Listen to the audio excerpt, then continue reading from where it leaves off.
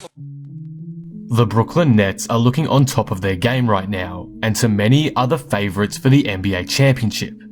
This is mainly due to them dominating teams consistently, even with multiple of their star players sitting games along the way.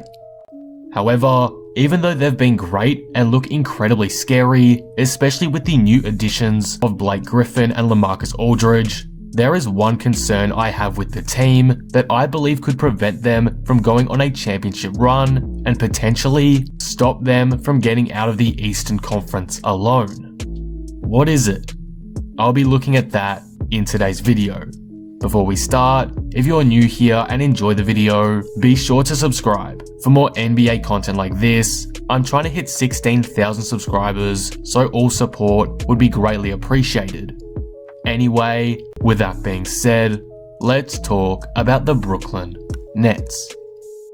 The Brooklyn Nets are currently second in the Eastern Conference standings with a record of 37-18, half a game behind the 38-17 76ers. They've been riddled with injuries all year long, particularly to their superstar players, but have been able to remain consistent and now sit in a fantastic position heading into the playoffs in a month's time. There are some problems with this roster though, even with how loaded they seem on paper, and that's been made increasingly clear lately. The biggest problem that I want to talk about today is their big man depth and interior defense, and I think it could majorly affect them in their chase for a championship ring. Let's look at what their current rotation is looking like in the front court. Excluding Durant, Brooklyn is running a combination of either Griffin, Lamarcus Aldridge, Nicholas Claxton, DeAndre Jordan, or Jeff Green. I'm gonna be honest, that's a bit of a worry. None of those guys are superb defensively, and I don't have a lot of faith in any of them to slow down an elite center, even a tier 2 center, like Bam Adebayo.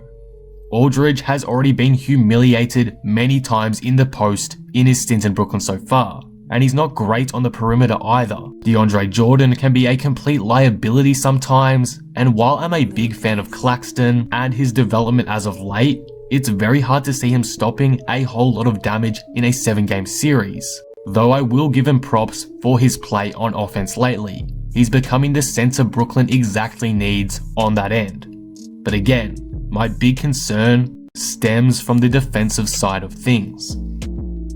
A quick question for you all. How are the Brooklyn Nets going to contain a Giannis or an Embiid in a 7-game series consistently? I personally struggle to see how. They were absolutely dominated by Andre Drummond the other week and ended up getting blown out. And if you're getting killed by Andre Drummond of all people, it's a worrying sign. Embiid also dominated them today too. Yes, I know they weren't fully healthy in the match, same against the Lakers, but the big man section of the roster was, and guys like Aldridge, Claxton, as good as he's been, were completely outmatched. In a 7-game series, I don't know how they're going to stop Embiid for 4 games. They're going to have to rely on perfect offense to take down those guys, because on defense, it just seems unlikely. As for Milwaukee, the Nets are not like Miami, who had the tools to take down Giannis and disrupt his playstyle, which by the way, is now even harder with Holiday alongside him. So how are they going to stop that?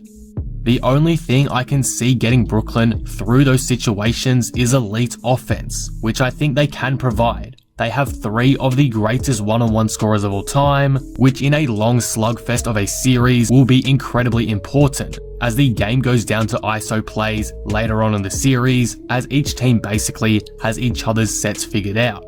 In saying that though, teams and players do have off days offensively, and that can be made up for on defense. Unfortunately for the Nets, however, they lack that completely in the front court. Yes, this team may have the greatest offense in history potentially, but that can sometimes only get you so far. Defense is key sometimes, and a lack of it could be their shortcoming.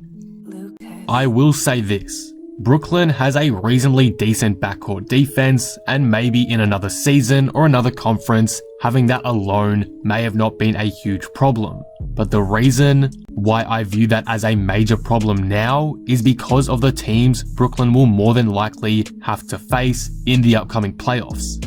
The teams out east almost all have some form of top tier tall player, so to have questionable defense in your front court, the players who are guarding these top guys, is a huge concern.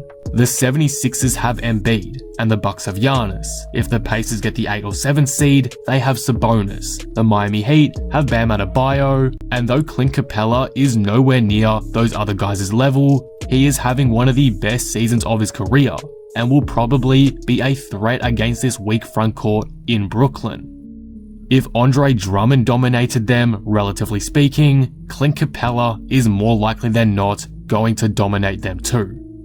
Basically, what I'm trying to say here is that interior defense is going to be a significant problem for the Nets potentially, as their big man lineups do not match up well at all defensively against other top Eastern Conference contenders. Their offense might be enough to see them through, but I still believe the lack of a great to elite presence inside the paint and in the post is going to hurt them in a 7-game series. Let me summarize now though, because I feel like I threw a lot of information out and it may have not sunk in. The Brooklyn Nets are a great team and are more likely than not going to get out of the Eastern Conference this season, simply because of how stacked they are on paper. However, this doesn't mean they are free of weaknesses, and that is evident when it comes to their depth in their big man rotations and interior defense. I personally believe they do not have the tools to stop a guy like Embiid, Antetokounmpo, or even an Adebayo over a 7-game series, and we've already seen evidence of that very recently. Like today, where Joel Embiid dropped 39 and 13 on them, or 4 days ago, where Andre Drummond went off for 20 and 11 and bodied guys like Lamarcus Aldridge and Nicholas Claxton inside. This is why I'm concerned and not completely sold on the Brooklyn Nets yet.